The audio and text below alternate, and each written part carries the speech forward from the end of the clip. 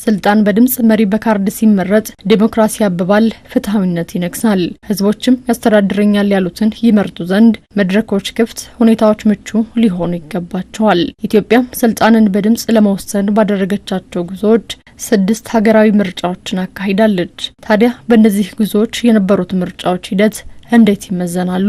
ሂደቶች ደይዶ 97 ዓመተ ምህረት የተደረገው ሀገራዊ ምርጫ በሀገራችን ታሪክ ውስጥ በጣም ህዝቦች መብታቸውን በአግባቡ እየተጠቀሙበት ነው። ከዛ አንፃር እንግዲህ ይሄ ማለት ምርጫው እስከተፈጸመ ድረስ ያለው ነው እያወራሁ ያለሁት። ከምርጫው በኋላ የመጣውን ያው ክሽፈት ነው። የሀገራችን የፖለቲካ በተለይም ከምርጫ ጋር ተያይዞ የታየው ብርሃን ወደ ጨለማ የተለወጠበት ነው ውጤቱ ያመጣው ማለት ነው። የምርጫ ቅስቀሳ የፖለቲካ ፓርቲዎች ያነገቡትን ትልም ለህዝብ የሚያስተዋውቁበትን እድል የሚሰጥ ታላቅ መድረክ ነው። ይሁንና ፓርቲዎች የምርጫ ቅስቀሳ ጉዟቸው ራሳቸውን ከህዝቡ ጋር በሚያስተዋውቅ መልኩ ሊቃኝ እንደሚገባው ይመከራል። እገሌ ምን የተሻለ ሀገርን የሚያስተዳድር ሐሳብ ይዞ መጣ በሚለው ስለሆነ ህዝቡ ይሄን ነው መመዘን ያለበት። ተፎካካሪ ፓርቲዎችም የግል ተወዳዳሪዎችም ሐሳብ ተኮር ሆነን ይሄንን ህዝብ በሐሳብ ብልጫ እንዲመርጠን ነው ማድረግ ያለብን።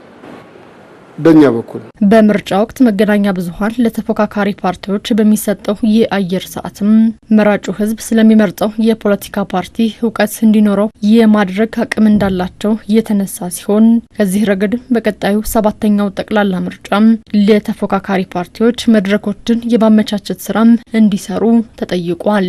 የምርጫ ወቅት ማለት የተፎካካሪ ፓርቲዎች እድል የሚያገኝበት ነው ብለን እናምናለን። የምርጫ ወቅት ምክንያቱም አስገዳጅ ህጎች ስላሉ ሚዲያዎች ይሄንን እንዲያደርጉ የሚያስገድዳቸው ስለሆነ ያን እድል የምናገኝበት ስለሆነ በአግባቡ እንጠቀምበት ነው።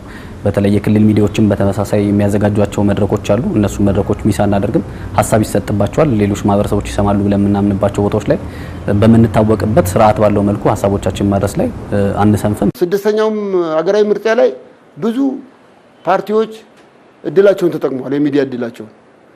ጥቂት ፓርቲዎች ደግሞ ምንም ሳይጠቀሙ ሰዓታቸውን እንዲሁ በከንቱ አሳልፈዋል። ይሄ ተገቢ አይደለም። ሐሳብን ካልገለጽክ ማንም ሊያውቅ አይችልም፣ ማንም ሊመርጥ አይችልም። ስለዚህ ፓርቲዎች በከፍተኛ ሁኔታ ሐሳባቸውን ለህዝብ ለመሸጥ መዘጋጀት አለባቸው። የኢትዮጵያ ብሔራዊ ምርጫ ቦርድ በ7ኛው ጠቅላላ ምርጫ የፖለቲካ ፓርቲዎች ሀሳባቸውን በነጻነት ለህዝብ ያደርሱ ዘንድ ምቹ መደላድልን የመፍጠር ስራን ሲሰራ መቆየቱንም አስታውቋል። የተመዘገቡ የፖለቲካ ፓርቲዎች ስለሚያገኙት የነጻ አየር ጊዜ ድልድልን በተመለከተ መመሪያ ቦርዱ አዘጋጅቶ ለፓርቲዎች ያንን አካፍሏል። ከፓርቲዎች ግባት ተቀብሏል። ፓርቲዎች ብዙ ጊዜ በሚጠይቁት የአዳራሽ አጠቃቀም ችግር ብዙ ጊዜ ይገጥማቸዋል። ስለዚህ ቦርዱ ይሄንን በአዋጁ ላይ የተቀመጠውን የአፈጻጸም መመሪያ አውጥቶ እንዴት አድርገው የመንግስትን አዳራሽ ፓርቲዎች መጠቀም ይችላሉ፣ እንዴት ይጠይቃሉ፣ መቼ ይጠይቃሉ የሚለውን የያዘ ዝርዝር መመሪያ አርቅቀን ለፓርቲዎች ለግባት ልከናል። ግባታቸውን ሰብስበን ተግባራዊ እናደርጋለን።